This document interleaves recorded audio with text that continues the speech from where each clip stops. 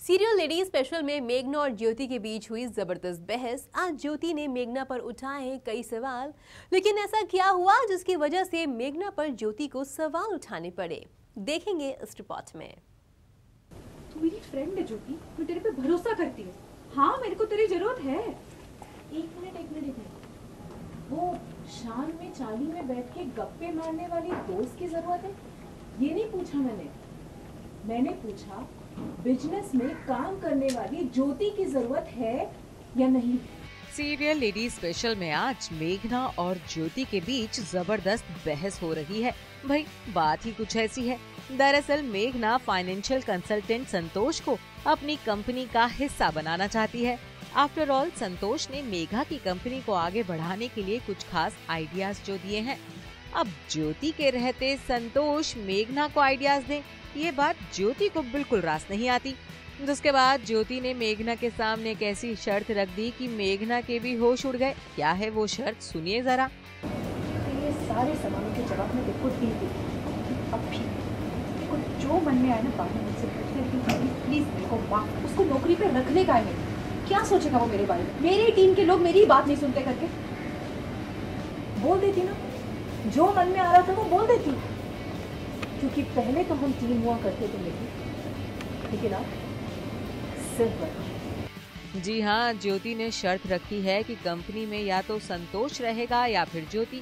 अब ऐसे हालातों को मेघना कैसे संभाले, ये मेघना को समझ में नहीं आ रहा है। कंपनी को ऐसे आदमी की जरूरत है फाइनेंस डिपार्टमेंट संभालने के लिए, लेकिन इसका मतलब ये नहीं है कि मेरे को तेरी जरूरत नहीं है ज्योति। तू समझ रही है मैं क्या बोल रही हूँ? मेरी फ्रेंड है ज्योति, मैं तेरे पे भरोसा करती हूँ।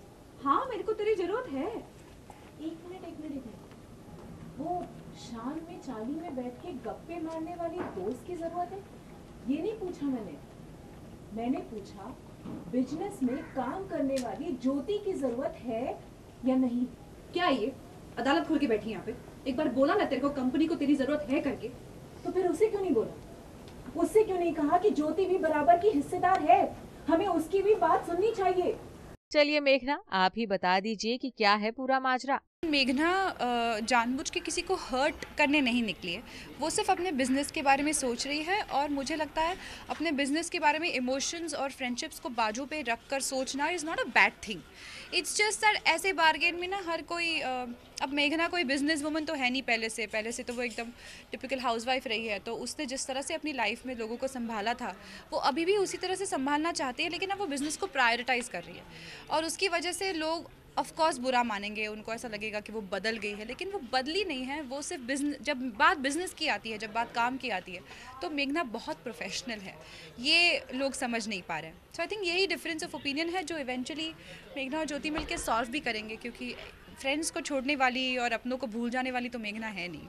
मेघना, अब जरा ये भी बता दीजिए कि संतोष ने आपको कंपनी चलाने के लिए जो आइडियाज दिए हैं, कि आप उन आइडियाज को अपनी कंपनी में इम्प्लीमेंट करने वाली हैं? मेघना इस तरह का ड्रास्टिक डिसीजन लेगी लोगों को हर्ट करके, लेकिन अगर कोई डिसीजन ऐसा है जो फेयर है, सही है, लेकिन बिजनेस के हित में है, तो वो मेघना ज़रूर लेगी। मुझे नहीं लगता मेघना ऐसी है जो किसी को दर्द पहुंचाना चाहती है, किसी को दुखाना चाहती है।